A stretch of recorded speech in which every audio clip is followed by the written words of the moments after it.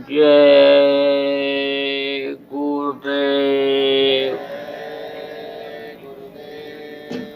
जय गुरुदेव। जय गुरुदेव नाम किसका। जय गुरुदेव नाम किसका। प्रभु का पावन नाम। प्रभु का पावन नाम। जय गुरुदेव। अनेक लोग की देखा और सुना, तब तो लोगों ने इस चीज को कहा। तो अब ये जरूर है कि मिलेगा तो कैसे मिलेगा। मिलता है जब कोई रास्ता बताने वाला मिलता है। तो रास्ता बताने वाले का क्या नाम होता है? गुरु। किसी भी तरह का रास्ता जो बताते हैं उनको भी लोग गुरु कहने लगते हैं। दुनिया की चीज़ों की जानकारी कराते हैं, क ख ग घ पढ़ाते हैं, ABCD पढ़ाते हैं, उनको भी लोग गुरु ही कहने लग जाते हैं। तो एक होते हैं गुरु और दूसरे होते हैं सदगुरु। सदगुरु किसको कहते हैं? सदगुरु उसको कहते हैं जो लोक भी बनाते हैं और परलोक भी बनाते हैं। लोक बनाना किसको कहते हैं? कहते हो अच्छा खाना खाते हैं, अच्छा कपड़ा पहनते हैं, अच्छे मकान में रहते हैं, अच्छे गाड़ी घोड़ा पर चलते हैं, पत्नी पते बढ़ता है, पुत्र आज्ञाकारी है, तो इनका लोक बना हुआ है। लोक बनाना इसको कहते हैं। और परलोक बनाना किसको कहते हैं? जहाँ पर आप रहते हो ये मृत्यु लोक है, इसके ऊपर भी लोक हैं।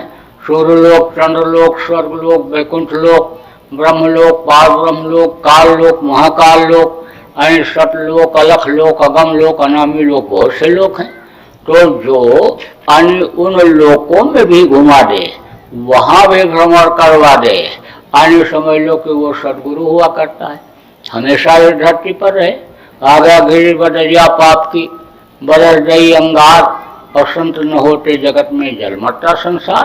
हमेशा संत रहे, कभी गुप्त रूप में रहे तो कभी प्रगट रूप में रहे। जब अत्याचार, पापाचार, दुराचार कम रहा तो एक जगह बैठ करके और जीवों को खींच करके रास्ता बताया और उनको रास्ते पर चलाया, उद्धार किया।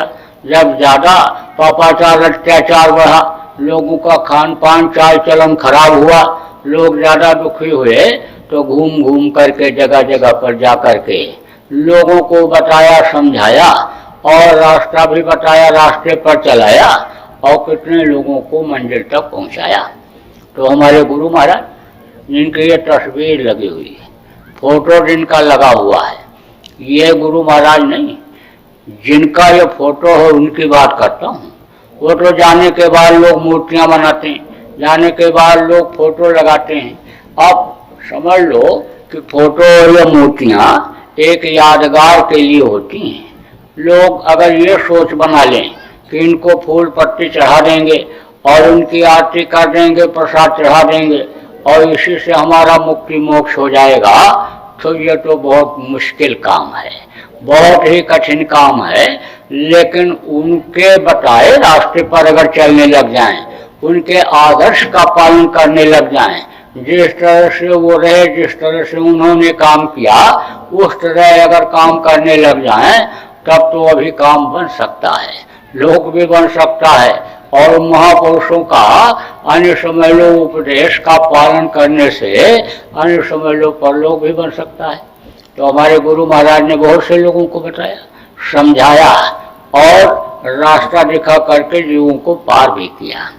जब वो चले गए तो ये काम हमको सौंप गए थे, तो हम लोगों को बताने लग गए। तो आज आपको बताया जाएगा, आज आपको वो नाम दिया जाएगा, उस नाम का भेद बताया जाएगा जिसके लिए गोस्वामी जी महाराज ने कहा, कहो केवल नाम आधारा है और सुमे सुमे नर उतरने पारा। नाम ले तो बहुत सिंधु सुखाई, सुजन विचार करो, नाम लेते ही बहुत सागर सुख है। अब वो कौन सा नाम है? कोई न कोई नाम आप लोग जपते होगे, कहते होगे आप याद करते होगे किसी न किसी नाम से उस मालिक के, तो कहोगे भाई जो हम नाम से उनको पुकारते हैं वही नाम सबसे श्रेष्ठ होगा और उसी नाम से उद्धार कल्याण होगा। अब ऐसी बात अगर है तो कहा गया केशव करोड़ नाम लाख नाम कृष्ण के। तो कौन सा ऐसा नाम है कि जिसको अन्य समय लो याद करके भवसागर से पार हुआ जा सकता है? तो उस नाम के बारे में गोस्वामी जी महाराज ने कहा कि कह लग करो में नाम बढ़ाई और राम न सके नाम गुण गाई। जिन राम नाम को ही आप सर्वश्रेष्ठ मानते हो उनके लिए उन्होंने कहा कि उस नाम की महिमा का वर्णन वो खुद नहीं कर सकते। राम जिनको आपने भगवान मान लिया, सब कुछ मान लिया, तो वो नाम कोई और होगा। तो उस नाम के बारे में फिर गोस्वामी जी ने कहा कि नाम रहा संतन आजीना, और संत बिना कोई नाम न चीना। बगैर संतों के सदगुरु के अन्य नाम की पहचान हो ही नहीं सकती है, नाम की जानकारी नहीं हो सकती है।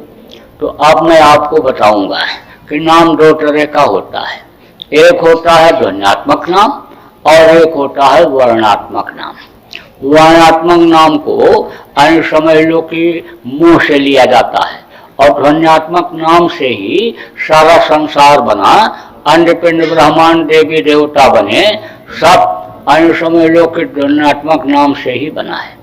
वो जब शब्द खींच लिया जाता है, शब्द वेदी नाम को समेट लिया जाता है, तो इस दुनिया संसार में कुछ नहीं बचता है, वही महाप्रलय कहलाता है। तो अब आप ये समझ लो कि ध्वन्यात्मक नाम अलग है और वर्णात्मक नाम क्या है, वो मुंह से लिया जाता है। समय समय पर जब भी महापुरुष इस धरती पर धर्म की स्थापना के लिए आए तो उन्होंने एक नाम को जगाया। जैसे त्रेता में राम नाम था, राम राम लोग बोले और राम की ताकत ने अन्य समझ लो कि समुद्र में पुल बना दिया।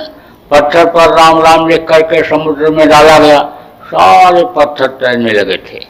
जब कृष्ण आए तो कृष्ण नाम की शक्ति बढ़ी। कृष्ण कृष्ण जिसने जहाँ पर पुकारा, कृष्ण वहाँ पर खड़े हुए मिले द्रौपदी को, ग्राहक को, तमाम ऐसे लोगों को उबारा हूँ। त्रेता और द्वापर के पहले अन्य समझ लो सतयुग था। सतयुग में गुरु की पूजा होती थी, गुरु नाम में पूरी शक्ति थी, अन्य ताकत थी, गुरु नाम से उद्धार होता था। उसी गुरु नाम को गुरु महाराज ने जगाया और गुरु के पहले जय लगाया। जा माने जयमान और या माने जो। जयमान माने जो हमेशा रहे, तो हमेशा गुरु रहते हैं। गुरु बिन भव नित्य न कोई, जो विरन कहा जाए शंकर या विष्णु के समान कोई हो, लेकिन बगैर गुरु के नहीं पास हो सकता। विष्णु लोक के दरवाजे से हर सुखदेव अनि को वापस कर दिया जाता था। जब वो साधना करते थे, ध्यान लगाते थे और ऊपर विष्णु लोक के दरवाजे पर पहुंचते तो वहां से वापस कर दिया जाता कि तुमने गुरु नहीं किया। तो जय माने जयमान और गुरु जो हमेशा रहे, तो जय गुरु और देव। देव माने देने वाला। देखो ये लोगों का भ्रम और भूल है कि देवी के मूर्ति के सामने बकरा काट करके चढ़ा देंगे, मुर्गा काट करके चढ़ा देंगे और देवी खुश हो जाएंगी, तो धन दे देंगी, पुत्र दे देंगी, परिवार में बढ़ोतरी कर देंगी। यह सबसे बड़ा भ्रम और भूल है। क्यों? क्योंकि जिसको अन्य देवता मान बैठे हैं, उन देवता को किसने बनाया? अन्य समझ लो कि जिसने देवताओं को देखा ही नहीं, आदमी ने पत्थर काट करके मूर्ति बना दिया, स्थापित कर दिया और मान्यता दे दिया। अब मान्यता आदमी के दिए हुए अन्य मूर्ति के सामने अन्य समय लो बकरा चढ़ा देना, हम मुर्गा काट करके उस मालिक के बनाए हुए जीव को अन्य उसके सामने चढ़ा देना, यह सबसे बड़ा भ्रम और भूल है। देवता तो देवता होते हैं, वो देवता नहीं होते हैं, जान के प्यारे नहीं होते हैं, किसी की भी जीव की हत्या नहीं पसंद करते हैं, बल्कि वो सजा दे देते हैं। इस चीज का आज आप सब लोगों को ज्ञान कराया जा रहा है, बताया जा रहा है कि देवी देवता इससे खुश नहीं हो सकते हैं, कभी भी बलि मत चढ़ाना। किसी भी देवी में देवता जिनको मान्यता आपने दे रखा है, उनके मूर्ति के सामने या उनके स्थान पर जीव हत्या मत करना। तो अब आगे समझ लो कि देव माने देने वाला, तो यह जय गुरुदेव नाम ये किसी आदमी इंसान का नाम नहीं है, यह भगवान परमात्मा का नाम है। और परमात्मा की पूरी शक्ति इस जय गुरुदेव नाम में अन्य समझ लो कि भरी हुई है। किसने भरा था? हमारे गुरु महाराज ने भरा था। वो तो इस दुनिया संसार से चले गए, लेकिन जय गुरुदेव नाम में शक्ति ताकत आज भी है। उस समय पर लोगों ने आजमाइश किया, खूब आजमाइश किया। मुसीबत के समय जय गुरुदेव नाम बोले, जान माल की रक्षा किए। आप देखो ऐसे जा रहे, बस मधुमक्खियां आई उड़ करके और लग गई और लगी काटने। तो जब मधुमक्खी छेदने काटने लगती हैं तो बगल का ही आदमी छोड़ करके भाग जाता है। फिर चिल्लाया जय गुरुदेव बोला। जब देखा कोई नहीं सहारा बचने का, तब जय गुरुदेव बोला। बस हवा चली और ऐसे घूमी और धूल उड़ी, मधुमक्खियों के आंखों में लगी और मधुमक्खियां छोड़ करके चली गई। नहाने के लिए गया, डूबने लग गया, तिनके का भी सहारा नहीं है। जय गुरुदेव बोला। बस तेज हवा के साथ पानी की हिलोर आई और खींच करके ले जा करके किनारे लगा दिया। देखो मौत के समय बहुत पीड़ा होती है, बहुत दर्द होता है, हड्डी हड्डी चटकती है, आंख की रोशनी खत्म हो जाती, कान से सुनाई नहीं पड़ता है, जबान टुटली हो जाती है। बहुत से लोगों का देखो टट्टी और पेशाब तक हो जाता है। तो जब मौत की पीड़ा हुई और दर्द हुआ बदन में, जब चिल्लाया रोया, कोई मददगार जब नहीं हुआ, तमाम रिश्तेदार पड़ोस के लोग, घर के लोग, डॉक्टर लोग ऐसे खड़े, लेकिन जब देखा मदद कोई नहीं कर पा रहा है, तब प्रेमी कान में जय गुरुदेव बोला। बस बोलने के बाद ही अन्य समझ लो उसका रोना चिल्लाना बंद हो गया और आंख खोल करके बोला कि सारी तकलीफ, सारी पीड़ा, सारा दर्द खत्म हो गया। वो जो लंबी टेढ़ी नाक वाले, बड़ी बड़ी 3 आंखों वाले और वो कुरूपी चेहरा वाले हथौड़ी मुद्दर मसाल लेकर के यमराज के दूत इस शरीर को खाली कराने के लिए आए थे, अब वो सब हट गए। हमको खूब आराम मिल रहा है, कोई दिक्कत नहीं, कोई परेशानी नहीं। अब आप ये समझ लो कि मौत के पीड़ा में भी जय गुरुदेव नाम अन्य समझ लो कि मददगार रहा। तो जय गुरुदेव नाम को जगाने वाले तो गुरु महाराज चले गए, लेकिन जय गुरुदेव नाम में आज भी शक्ति है, पावर है। कभी भी आप अपनी जान माल की रक्षा जय गुरुदेव नाम बोल करके कर सकते हो। इस बात का आप लोग प्रचार भी कर सकते हो कि जय गुरुदेव नाम में ताकत है, शक्ति है। कोई भी मुसीबत के समय शाकाहारी, नशामुक्त, सदाचारी व्यक्ति जय गुरुदेव नाम को बोल करके अन्य मदद ले सकता है। तो ये तो जय गुरुदेव नाम मुंह से बोलने वाला अन्य समझ लो वर्णात्मक नाम है, और ध्वन्यात्मक नाम अन्य मैं अभी आपको बताऊंगा। अब आप ये भी मत सोचना कि यह नाम बताएंगे, सत्संग सुनाएंगे और उसके बाद तब मांगेंगे। देखो भिखारी से कहीं कोई मांगता है? कहा दाता एक राम और भिखारी सारी दुनिया, सभी तो मांग ही रहे हैं। जिसके पास लाख है कहता करोड़ हो जाए, करोड़ है जिसके पास कहता अरब खरब हो जाए, और अरब खरब वाला कहता कुबेर भगवान का खजाना हम ही को मिल जाए। सभी तो मांग ही रहे हैं। कहा धरणी जानो देखिए टहलो सबे भिखार, और दाता केवल सदगुरु देत न माने हार। देने वाले सदगुरु होते हैं, वो देते हैं। गुरु महाराज दे रहे, कल जिस चीज की जरूरत है वो चीज मेरे लिए आज हाजिर हो जा रही है, तो कैसे न मानूं कि नहीं दे रहे। और अब तो कुछ इच्छा भी नहीं रही।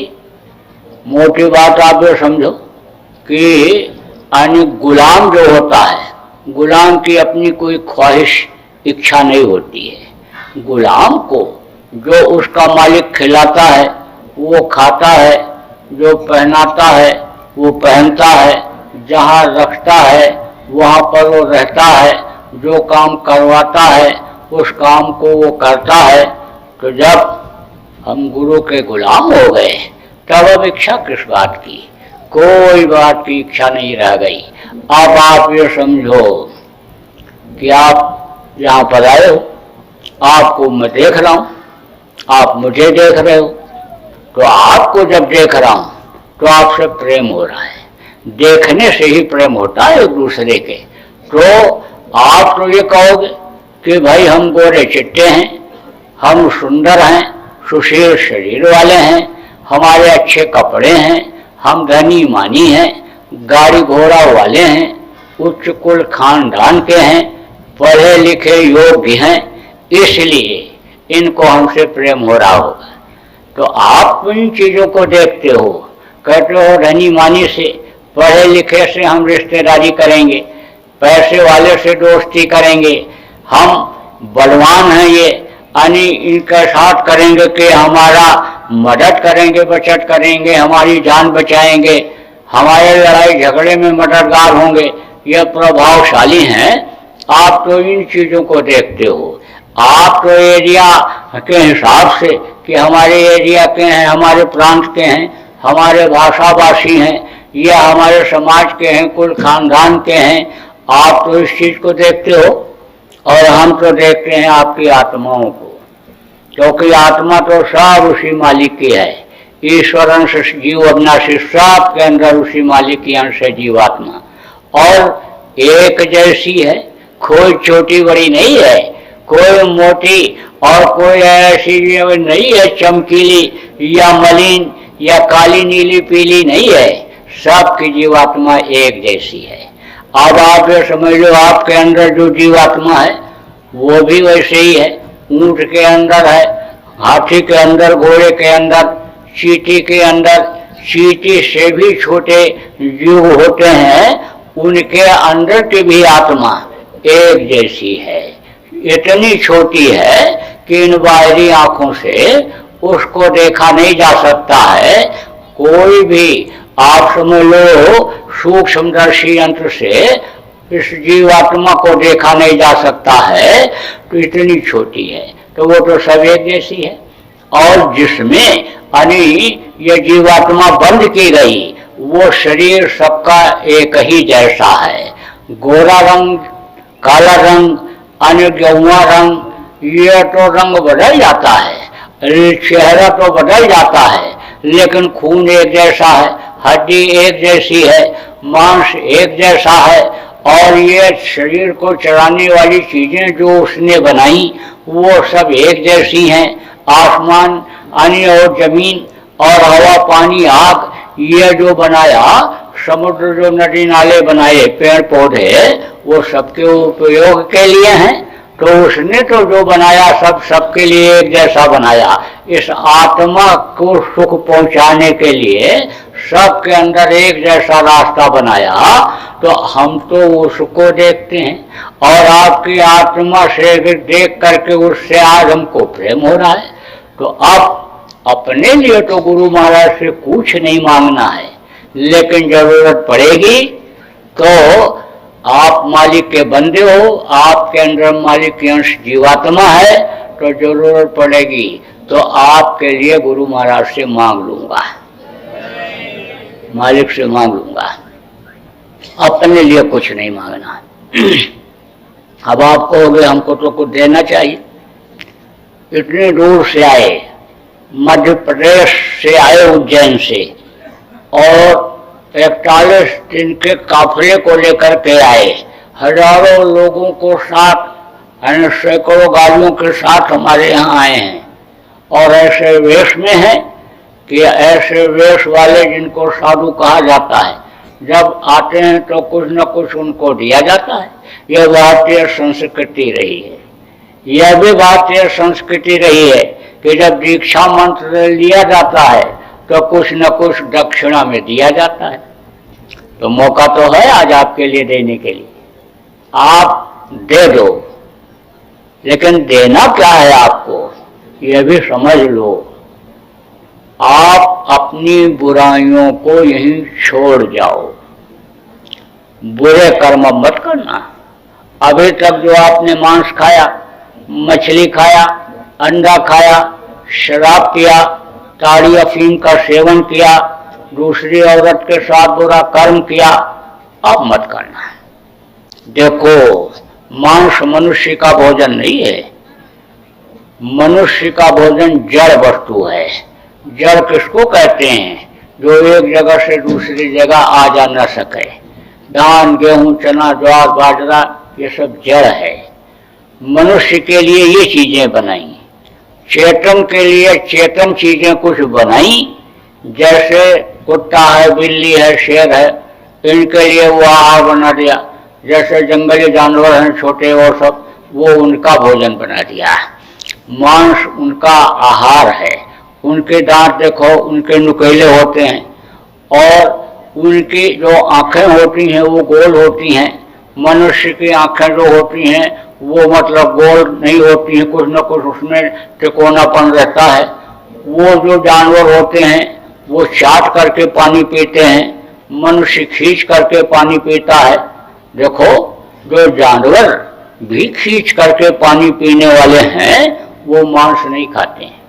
गाय, बैल, घोड़ा, गधा के सामने आप मांस डाल दो तो सूंघ करके यानी वो छोड़ देते हैं, उसको नहीं खाते हैं। एक मनुष्य यानी बुद्धि विवेक से पूर्ण जो कुछ नहीं सूंघता है, सब खाता दबाता चला जाता है, कुछ नहीं पूछता किस जानवर का मांस है, किस पक्षी का मांस है, कुत्ते का है कि बिल्ली का है कि किसका है, मिर्च मसाला लगा करके और रख दिया होटल में, तो मांस के मीट के नाम पर खा करके चला आता है। अब कोई मुर्गा ये कहता है कि कोई बकरा ये कहता है कि हमारे अंदर कैंसर है, हमारे अंदर टीबी की बीमारी है, या हमारे अंदर वसील बकंदर की बीमारी है, वो कोई बतलाता है कि बता पाता है? वो तो जो पकड़ा जिस रोगी रहा, जैसा रहा रोगी रहा, कैसा भी रहा, और काट कूट के मसाला बना करके और भून करके दे देता है। खाली मांस सीधा सीधा कोई खा सकता है? वो तो मिर्च मसाला घी डाल देते हैं, उसको स्वादिष्ट बनाते हैं, और उसी स्वाद के चक्कर में आदमी उसको जवान के स्वाद में खाता चला जाता है। अब जीव हत्या हुई, कितना बड़ा पाप हुआ। यानी आप समझ लो, जिसको आप बना नहीं सकते हो, बिगाड़ने के हकदार कहाँ से हो गए? आप देखो कि बच्चे को पालते हैं, किसके बच्चे को? यानी समझ लो कि भेड़ के बच्चे को, बकरी के बच्चे को अपना बच्चे की तरह से पालते हैं, प्यार करते हैं, लेकिन जवान के स्वाद के लिए जरूरत पड़ने पर उसको हलाल कर देते हैं, काट देते हैं। बहुत बड़ा पाप है। अब ऐसा काम मत करना। देखो, खून बेमेल हो जा रहा, डॉक्टर दवा खिलाता चला जा रहा है, लेकिन आने जल्दी ठीक नहीं होता। आप चले जाओ अस्पतालों में, पता करो कि इसमें कितने रोगी मांसाहारी हैं और कितने शाकाहारी हैं। 1-8% कहीं आपको शाकाहारी रोगी मिलेंगे, बाकी सब मांसाहारी, सब मांसाहारी। तो खून जब बेमेल हो जाता है, शरीर का तालमेल उससे नहीं रह जाता है, तो शरीर रोगी हो जाता है। दवा खाते चले जा रहे हैं और तबीयत ठीक नहीं हो रही है, और यही हाल अगर रहा तो कुछ दिन के बाद दवा खाना जरूरी हो जाएगा। और रोटी या थाली में परोसेंगी और उसी में दवा रख देंगी, फिर रोटी खाओ फिर दवा खाओ। बहुत से लोगों के टेबलों पर तो दवाइयाँ रखी दी जा रही हैं अब भी, लेकिन कुछ दिन के बाद अगर यही मांसाहार रहा तो समझ लो सबके लिए दवा जरूरी हो जाएगा। और फिर कहीं ऐसी कोई बीमारी आ गई कि केवल मांसाहारियों को ही हुई, यानी वही के अंदर कीड़े पैदा हुए जानलेवा, तो फिर कोई मांस खाएगा? मजबूरी में छोड़ना पड़ेगा। लेकिन तब तक तो बहुत लेट हो जाएगा, तब तक तो बहुत लोग मर जाएंगे। आप लोगों को याद होगा, मुर्गी की बीमारी 1 साल फैली थी, मुर्गियों में रोग फैला था।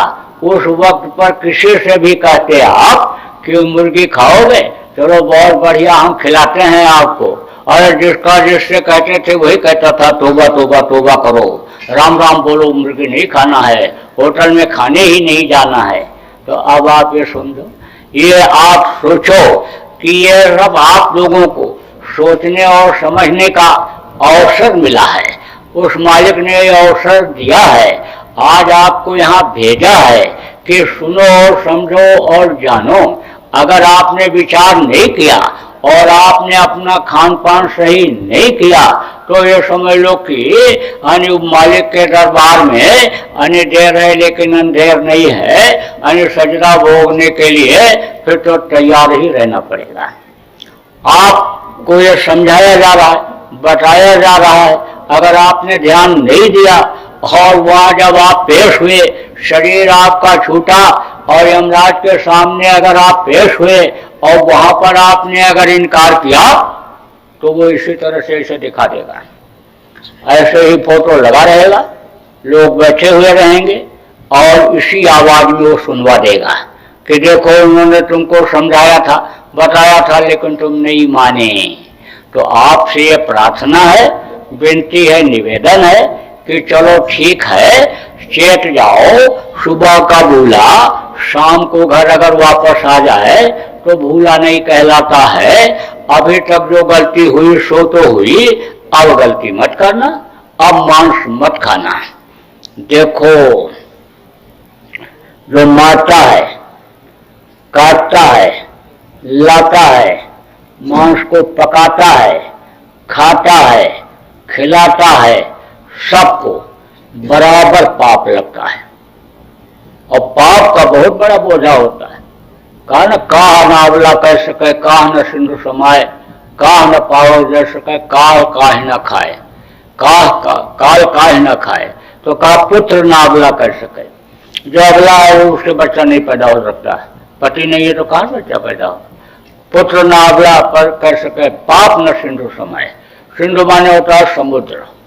तो पूरी दुनिया में समझ लो कि समुद्र ही है, 1/4 हिस्से में यह धरती है और उसको भी खोदो तो नीचे पानी निकल आता है। यह तो खाली थोड़े हिस्से में, जैसे दूध के ऊपर मलाई पड़ जाती है, ऐसे ये धरती, ये पृथ्वी है। अब आप ये समझ लो कि समुद्र ही समुद्र है, लेकिन समुद्र में भी पाप नहीं समाता है, पाप का बहुत बड़ा बोझा होता है। इसलिए अब पाप नहीं होना चाहिए, घर में नहीं आना चाहिए, बनना नहीं चाहिए, पाप से बचो। कहा गया पाप से घृणा करो, पापी से नहीं। पापी तो सुधर जाता है, लेकिन पाप जो बन जाता है वो उससे मुक्ति मोक्ष मिल पाना बड़ा मुश्किल होता है, वो पाप का कटना मुश्किल होता है। इसलिए पाप अब नहीं होना चाहिए। मछली क्या है? तालाब की सफाई के लिए बनाई गई। यह आपका ये पानी दिखाई पड़ा है, समुद्र हो, तालाब हो, कुछ भी हो, इसमें मछली हो तो उसके अंदर आप जाओ या किनारे ही चले जाओ और खखार कर ठोक दो तो मछली फट से आएंगी, खा जाएंगी। टट्टी करके धोने के लिए जाओ, लेट्रिन करके धोने के लिए जाओ, टुकड़े गिरेंगे, मछली खाएगी। कोई गाय बह के आ जाए, सुअर बह करके आ जाए, कहीं से मुर्गा भैंसा बह करके आ जाए, आदमी बह करके नदी तालाब में आ जाए, फौरन मछलियां लग जाती हैं उसको और उसको खाने लगती हैं। उनका काम क्या है? गंदगी को साफ करना है।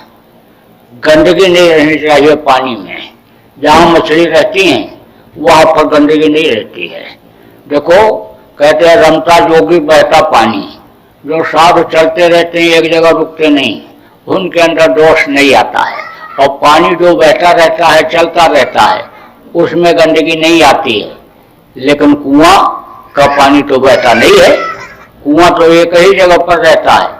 तो उसमें लोग क्या करते हैं? मछली डाल देते हैं। मछली डाल देते हैं तो वो बराबर कीड़े मकोड़े जो भी उसमें आते हैं, पैदा होते हैं, या ऊपर से जो भी चीज गिरती है उसको मछली खाती रहती है। तो कुएं का पानी बहुत साफ होता है। तो अब आगे समझो, मछली हर गंदी चीज को खाती है और मर जाती है जब, तब पानी के ऊपर तैरती है तो गिद्ध और कौवा खाते हैं। अब आप समझो कि इधर कौओं के खाना आदमी खाने लगेगा तो बुद्धि दिल दिमाग सही रहेगी। आप देखो ऐसे ऐसे राजा हुए, विद्वान बलवान हुए और रावण जैसे धनवान हुए, लेकिन मांस खाने की वजह से, शराब पीने की वजह से, दूसरे की बहन बहू बेटी को गलत नजर देखने की वजह से सर्वनाश हो गया कि नहीं? कुछ बचा? कुछ नहीं। अंडा क्या है? ये माताएं मासिक धर्म होती हैं तो खराब खून इकट्ठा हो जाता है, बच्चा बन जाता है। मुर्गियों का खराब खून, उनके टट्टी पेशाब का खराब हिस्सा जब इकट्ठा हो जाता है तो वही अंडा बन जाता है। अब डॉक्टर साहब लोग तो कहते हैं अंडा खाओ ताकत आ जाएगी, लेकिन ये डॉक्टर और वैज्ञानिक जो अंडा खाते और खिलाते हैं ये अज्ञानी है, इनको कोई ज्ञान नहीं। वो भी तो कोई विज्ञान था।